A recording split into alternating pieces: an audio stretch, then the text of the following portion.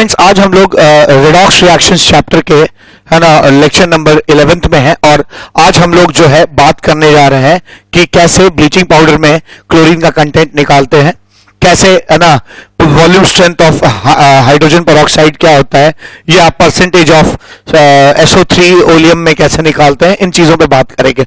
ठीक है, तो लेक्चर 11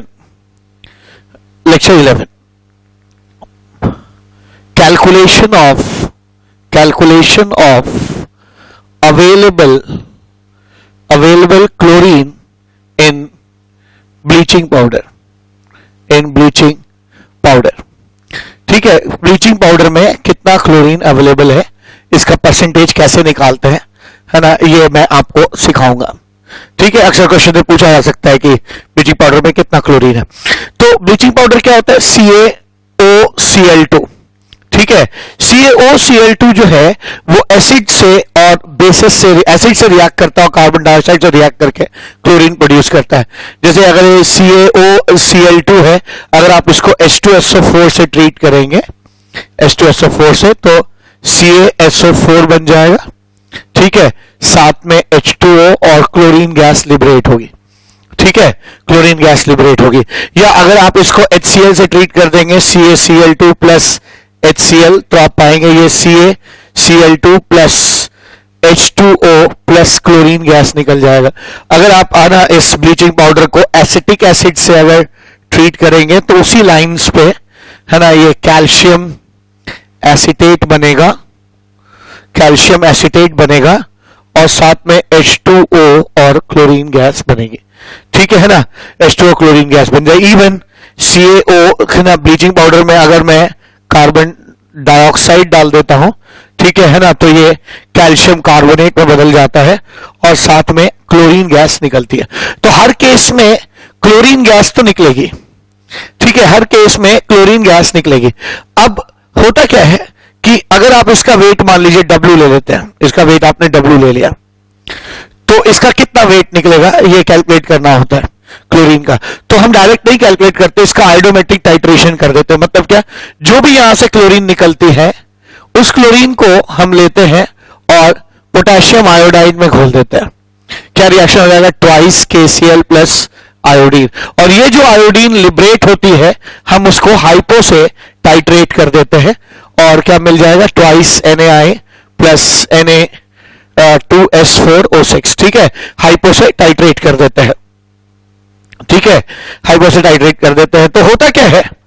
ठीक है, तो क्लोरीन जो है Ki से रिएक्ट करके KCl प्लस आयोडीन बनाते हैं। आयोडीन जो निकलता है वो हाइपो से टाइट्रेट कर देते हैं।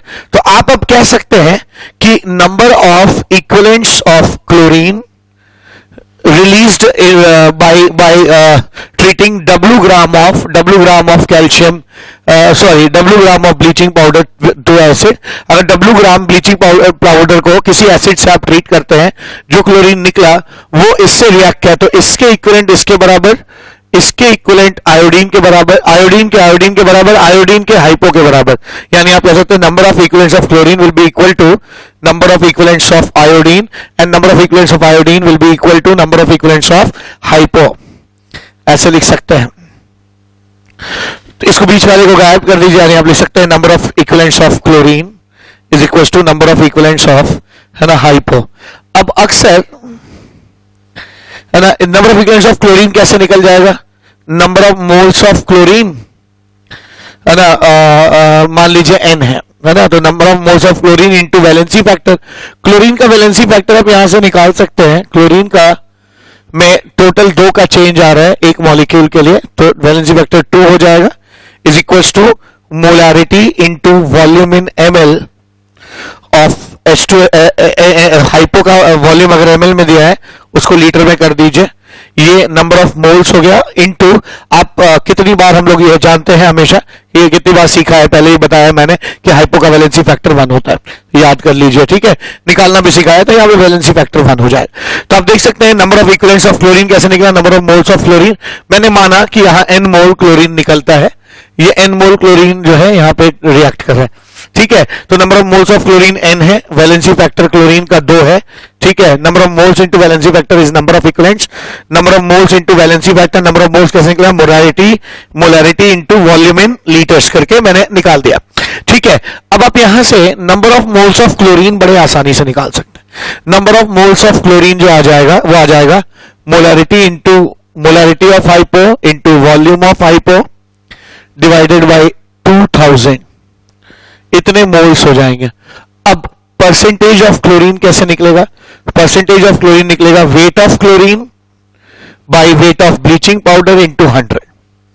वेट ऑफ ब्लीचिंग पाउडर कितना है आपने देखा, यहां पे वेट ऑफ ब्लीचिंग पाउडर हम लोगों ने लिया है W। ठीक है, वेट ऑफ ब्लीचिंग पाउडर कितना लिया है, W लिया है। ठीक है, तो ये जो W है आप यहां पे लिख देंगे, ये number wait of bleaching powder हो गया। और वेट ऑफ क्लोरीन कैसे निकलेगा, number of moles of chlorine into molecular weight.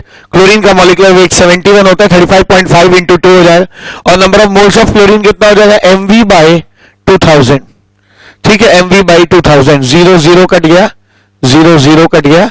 ठीक है, percentage of chlorine is equals to m into v into 71 by w into 20, ऐसे लिख सकते हैं। ठीक है, और ये भी हो जाएगा कितना, ये भी आ जाएगा 3.55।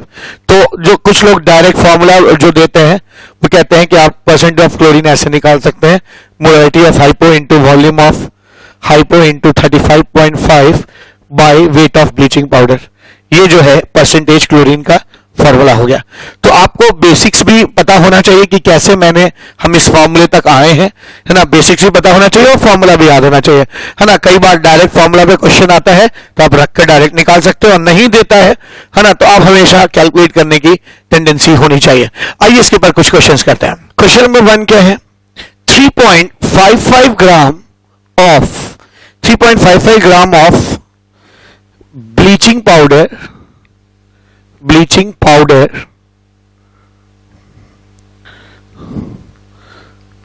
suspended in H2O was treated with enough acetic acid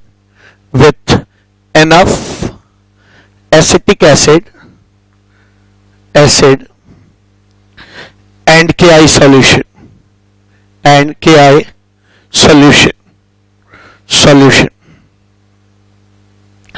iodine thus liberated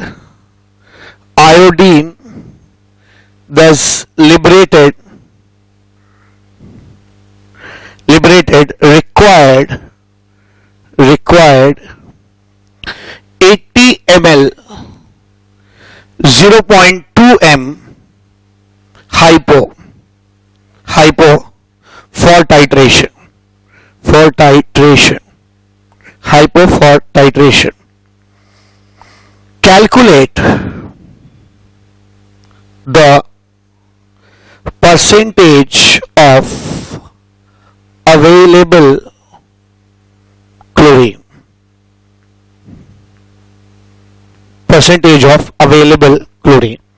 ठीक है। तो बहुत ही सिंपल क्वेश्चन है, आइए इसको सॉल्व करते हैं। ठीक है, बहुत ही सिंपल क्वेश्चन है। क्वेश्चन कहता है कि 3.55, अब इसको तो डायरेक्ट फॉर्मूले से भी आप कर सकते हैं ना। W की वैल्यू दी गई है, weight of bleaching powder is 3.55 gram. ठीक है, molarity is like 0.2 m of hypo, volume in ml is 80 ml।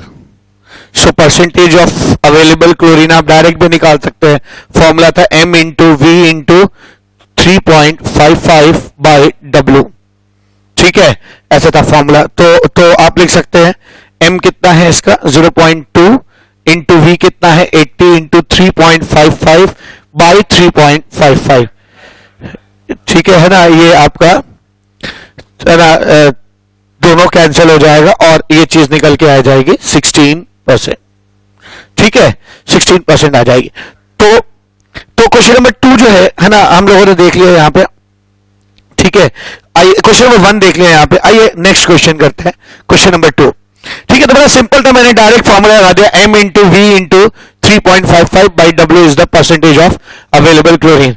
In the bleaching powder. ठीक है, एक क्वेश्चन कर लिया, एक और क्वेश्चन करते हैं। ऐसे इतना बड़ा टॉपिक नहीं, बहुत छोटा टॉपिक है ना, इसलिए 2 क्वेश्चन सफिशिएंट हो गए इसको समझने के लिए। नेक्स्ट क्वेश्चन है question number 2, to calculate the percentage of available chlorine in a sample of bleaching powder,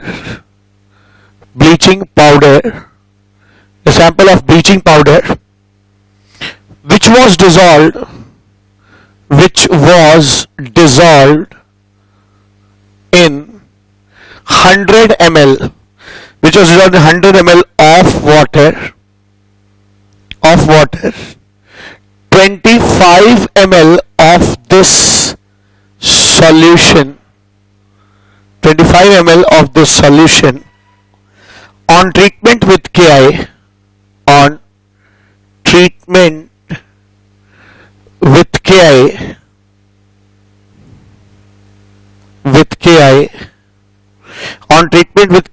and dilute acid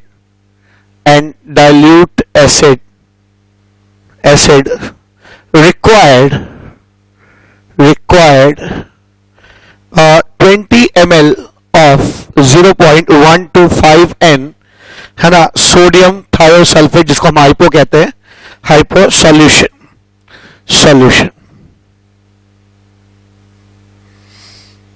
तो मुझे परसेंटेज, आइए इस क्वेश्चन को एनालाइज करते हैं। Calculate the percentage of available chlorine in a sample of bleaching powder which was dissolved in, है ना, in a sample of bleaching dissolved in 100 ml of water, 25 ml of this solution on treatment with KI required 20 ml of 0.125 N hypo, है ना। यहाँ पे एक data missing है ना, available chlorine है sample of 3.55 gram of bleaching powder. आइए इस क्वेश्चन का सॉल्यूशन देखते हैं। सॉल्यूशन क्या हो जाएगा, कहता है calculate the percentage of available chlorine in a sample of 3.55 gram of bleaching powder which is dissolved in 100 ml of water. तो पानी के 100 ml में 3.55 ग्राम ब्लीचिंग पाउडर डिसॉल्व किया गया। ठीक है, फिर क्या कहता है, 25 ml of the solution on treatment with KI and dilute acid required 20 ml of 0.125 hypo। अब इसका 25 ml लिया गया है और 25 ml सॉल्यूशन में, है ना, 25 ml सॉल्यूशन को हम हाइपो से टाइट्रेट कर रहे हैं, जो भी KI से और एसिड से ट्रीट करने के बाद, और इसमें मोलैरिटी जो लग रही है वो 0.125 m लगेगी हाइपो की, और वॉल्यूम जो है वो 20 ml लगेगा। ठीक है ना, 20 ml लग रहा है। अब ध्यान देने वाली बात क्या है इसमें, ध्यान देने वाली बात क्या है कि यहां पर 100 ml में से 25 ml निकाल लिया गया, यानी 3.55 का भी 1/4 आ जाएगा। 100 का 25 1/4 है, तो 3.55 का भी 1/4 आ जाएगा, यानी वेट ऑफ, अब हमारे लिए वेट ऑफ ब्लीचिंग पाउडर ये हो गया। ठीक है, घबराने वाली बात ये नहीं है, ब्लीचिंग पाउडर का percentage available chlorine percentage amount of substance पे डिपेंड नहीं करता। अगर इस ब्लीचिंग पाउडर में मान लीजिए 10% क्लोरीन है, तो आप 3.55 ग्राम लेंगे तो भी उसका 10% क्लोरीन होगा, आप 3.55 by 4 लेंगे तब भी उसका 10% ही क्लोरीन होगा। तो परसेंटेज क्लोरीन यहां निकालने और यहां निकालने में वैल्यू में कोई चेंज नहीं आएगा। तो मैं यहां निकाल लेता हूं, क्या लिख सकते हैं, आपको मालूम है परसेंटेज अवेलेबल क्लोरीन निकालने का डायरेक्ट फॉर्मूला है molarity into volume into 3.55 by weight of hypo, नहीं weight of bleaching powder. Molarity of hypo कितना है 0.125, वॉल्यूम कितना है 20 ml है ना, और 3.55 by weight of bleaching powder, wait of bleaching powder is 3.55 by 4। ठीक है, ये कैंसिल हो गया, क्या आ जाएगा ये 0.125 into 80 and that is like 10%। तो मैं कह सकता हूं यहां पे जो अवेलेबल क्लोरीन है उसका परसेंटेज 10% होगा। तो यहां हम लोगों ने अवेलेबल क्लोरीन निकालना सीख लिया ब्लीचिंग पाउडर में। आइए अब देखते हैं कैसे वॉल्यूम स्ट्रेंथ निकालते हैं H2O2 में। Volume strength of H2O2, volume strength of hydrogen peroxide. आमतौर पे हाइड्रोजन पेरोक्साइड जो आता है बाजार में, उसमें पहले से वाटर मिला होता है, ठीक है। तो आप जैसे ये हाइड्रोजन पेरोक्साइड है, तो अक्सर इस हाइड्रोजन पेरोक्साइड के बॉटल पे उसकी वॉल्यूम स्ट्रेंथ लिखी होती है। वॉल्यूम स्ट्रेंथ एक इनडायरेक्ट तरीका है कॉन्सेंट्रेशन एक्सप्रेस करने का। अब मान लीजिए ये हाइड्रोजन पेरोक्साइड है, इस पे लिखा है 20 वॉल्यूम H2O2, तो इसका मतलब क्या हो गया? इसका मतलब हो गया कि अगर आप H2O2 को गर्म करेंगे 1 लीटर को STP पे, ठीक है, ये लिक्विड है, तो उसमें से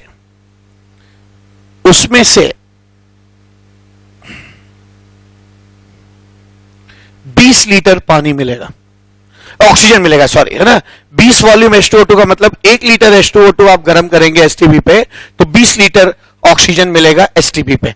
यानी अगर इसका वॉल्यूम स्ट्रेंथ V है तो 1 लीटर गर्म करने पे इसमें V लीटर ऑक्सीजन मिलेगा, ठीक है, V लीटर ऑक्सीजन मिलेगा, ठीक है। ध्यान दीजिएगा, मैं फिर बता रहा हूं, H2O2 जो है उसका वॉल्यूम स्ट्रेंथ अगर V है तो इसका मतलब 1 लीटर H2O2 को गर्म करने पे V लीटर ऑक्सीजन मिलेगा।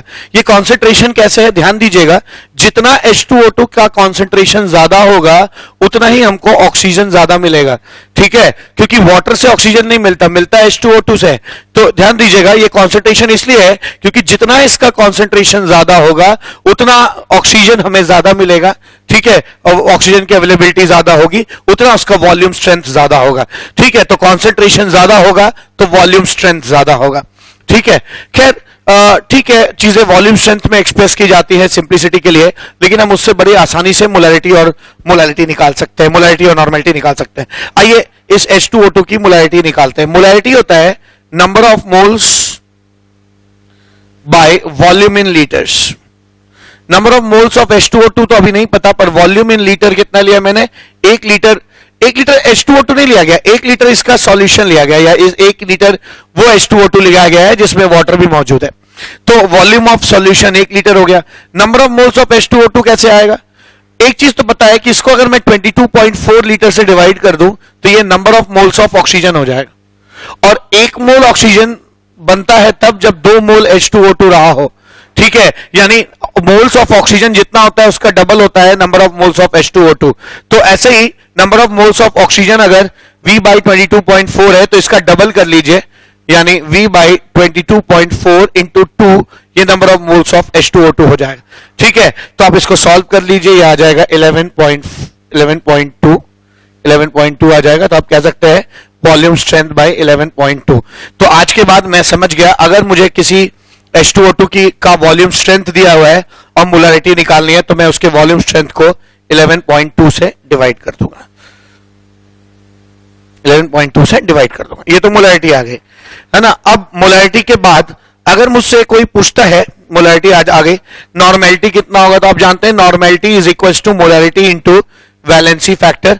मोलैरिटी होती है वॉल्यूम स्ट्रेंथ अपॉन 11.2, और H2O2 का चाहे ऑक्सीडाइज करे चाहे रिड्यूस करे, हर बार वैलेंसी फैक्टर 2 होता है, तो ये कैंसिल हो जाएगा और ये 5.6 आ जाएगा। यानी मैं कह सकता हूं H2O2 के लिए कि नॉर्मेलिटी का क्या फॉर्मूला हो जाएगा? नॉर्मेलिटी हो जाएगा वॉल्यूम स्ट्रेंथ अपॉन 5.6, ठीक है। तो आज के बाद मैं हमेशा बेधड़क होके ये फॉर्मूले इस्तेमाल कर दूंगा। अगर मुझे पता रहेगा कि H2O2 का वॉल्यूम स्ट्रेंथ V है तो इस वॉल्यूम स्ट्रेंथ को 11.2 से डिवाइड करने पे मुझे H2O2 की मोलैरिटी मिल जाएगी, और इस वॉल्यूम स्ट्रेंथ को 5.6 से डिवाइड करने पे मुझे इस H2O2 की नॉर्मेलिटी मिल जाएगी। आइए अगला क्वेश्चन करते हैं। अब एक क्वेश्चन करते हैं इसके ऊपर, है ना, इसको सीखने की कोशिश करते हैं। क्वेश्चन है, question number 1। Question number 1. A fresh H2O2 is labeled as 11.2 V. Calculate its concentration. Calculate its concentration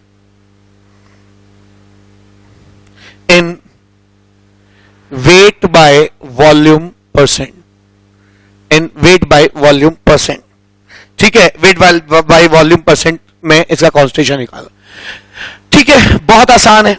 आइए इसको सॉल्व करते हैं। सॉल्यूशन, अगर वॉल्यूम स्ट्रेंथ H2O2 की 11.2 है तो मैं कह सकता हूं उसकी मोलैरिटी कितनी हो जाएगी, 11.2 वॉल्यूम स्ट्रेंथ अपॉन 11.2 यानी 1m। 1m इज 1 मोल पर लीटर। ठीक है, 1 मोल पर लीटर यानी सॉल्यूट के नंबर ऑफ मोल्स कितने हो जाएंगे, 1 मोल, और वॉल्यूम ऑफ द सॉल्यूशन कितना हो जाएगा, है ना, 1 लीटर। अब अगर मुझे वॉल्यूम सॉल्यूट के पता है और वॉल्यूम सॉल्यूशन का पता है तो मैं मास बाय वॉल्यूम परसेंटेज निकाल सकता हूं। Mass by volume percentage is mass of solute by volume in gram by volume of solution in ml into 100। ठीक है, वेट ऑफ सॉल्यूट कैसे निकलेगा, तो H2O2 के नंबर ऑफ मोल्स 1 है ना। अगर आपको नंबर ऑफ मोल्स पता होते हैं तो वेट निकालने के लिए आपको मॉलिक्यूलर वेट मल्टीप्लाई करना पड़ता है। Number of moles into molecular weight is weight. H2O2 का मॉलिक्यूलर वेट कितना हो जाएगा, 1 इंटू 2 प्लस 16 इंटू 2 32 प्लस 2 34, इतना ग्राम H2O2 आ जाएगा और वॉल्यूम इन ml हो जाएगा, है ना। तो 1 लीटर है तो कितना ml हो जाएगा, 1000 ml हो जाएगा। तो मैं यहाँ पे 1000 ml लिख सकता हूं इंटू 100। तो अगर आप परसेंटेज पूछेंगे तो इसका मास बाय वॉल्यूम परसेंट 3.4% आएगा। ठीक है ना, 3.4% आएगा, बिल्कुल सही है।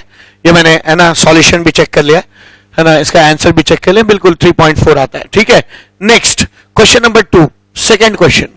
सेकेंड क्वेश्चन क्या है, सेकेंड क्वेश्चन कहता है 100 ml 1n H2O2 100 ml each। ठीक है, 100 ml each 1n H2O2 and 11.2 V H2O2 solution are mixed, then the strength of final solution in gram per liter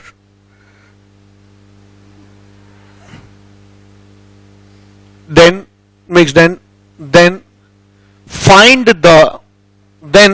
the strength of final solution in ग्राम पर litre. ठीक है, तो question क्या कहता है, यहां पे क्वेश्चन कह रहा है कि 100 ml ईच 1n H2O2 और 11.2 वॉल्यूम H2O2 सॉल्यूशन है, इनको मिक्स किया जा रहा है, तो आपको फाइनल स्ट्रेंथ सॉल्यूशन की बतानी है ना। आइए देखते हैं क्या हो जाएगा। एक सॉल्यूशन है जो 100 ml है और इसका वॉल्यूम ये है, नॉर्मेलिटी इसका 1n है। एक और सॉल्यूशन है 100 ml है और इसके नॉर्मेलिटी कितनी हो जाएगी, है ना, वॉल्यूम स्ट्रेंथ अपॉन 5.6 यानी ये 2n हो जाएगा। इन दोनों को मिक्स कर दिया गया है, 200 ml हो गया। अब इसकी नॉर्मेलिटी नहीं, आपको इसका स्ट्रेंथ बताना है ग्राम पर ml में, हो जाएगा। एक काम करते हैं, पहले नॉर्मेलिटी निकालते हैं। ठीक है, आपको पता होगा N1V1 plus N2V2 is equals to N3V3 लिख सकते हैं, है ना, N3V3 लिख सकते हैं। क्यों, क्योंकि इसके इक्विवेलेंट्स और इसमें जो इक्विवेलेंट्स है H2O2 के, वही इक्विवेलेंट्स यहां होंगे। ठीक है, तो आप लिख सकते हैं 1 into 100 plus 2 into 100 is equals to N3 into 200। ठीक है, ये कट जाएगा ऐसे 0 0 0 0 0 0 0। ठीक है, 3, तो N3 इज इक्वल्स टू क्या जाएगा 3/2n यानी 1.5n। अब अगर H2O2 की नॉर्मेलिटी मुझे पता है तो मैं मोलैरिटी निकाल सकता हूं। Molarity is equal to normality by valency factor. Normality is 1.2 divide by valency factor is 2 यानी मोलैरिटी हो जाएगी 0.75 m। अब 0.75 m का मतलब हो गया मोलैरिटी अगर 0.75 m है, इसका मतलब 0.75 मोल्स पर लीटर है। ठीक है, तो स्ट्रेंथ निकालना बहुत आसान काम हो जाएगा। स्ट्रेंथ मास कैसे निकलेगा, number of moles into molecular weight. 0.75 मोल है 1 लीटर में। 0.75 मोल को मास में कैसे कन्वर्ट करेंगे? Moles into molecular wait. H2O2 का मॉलिक्यूलर वेट है 16 टू 32 प्लस 2 34 हो जाएगा। यानी इसकी स्ट्रेंथ जो आएगी वो आ जाएगी 0.75 इंटू 34, 3/4 इंटू 34, 51/2।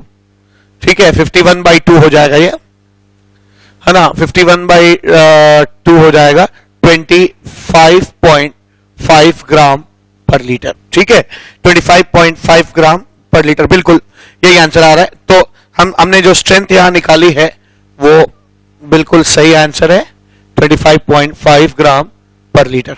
ठीक है, तो एक क्वेश्चन और देखा जिसमें हमें नॉर्मेलिटी और वॉल्यूम दिया हुआ है और एक वॉल्यूम स्ट्रेंथ दिया हुआ है। आपसे फाइनल नॉर्मेलिटी ना पूछ के, है ना, आपसे फाइनल स्ट्रेंथ पूछा। आपने पहले फाइनल नॉर्मेलिटी निकाला, फिर फाइनल मोलैरिटी निकाला और फिर मोलैरिटी को आपने किस में कन्वर्ट कर दिया? स्ट्रेंथ में कन्वर्ट कर दिया। ठीक है, वॉल्यूम स्ट्रेंथ पे आइए एक और क्वेश्चन देखते हैं। क्वेश्चन नंबर 3 क्या है?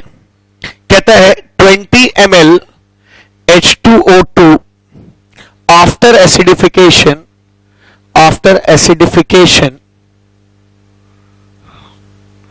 with dilute H2SO4 required 30 ml of N/12 KMnO4 for complete oxidation.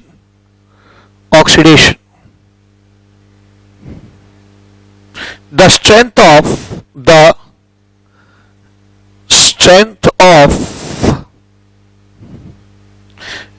H2O2 solution is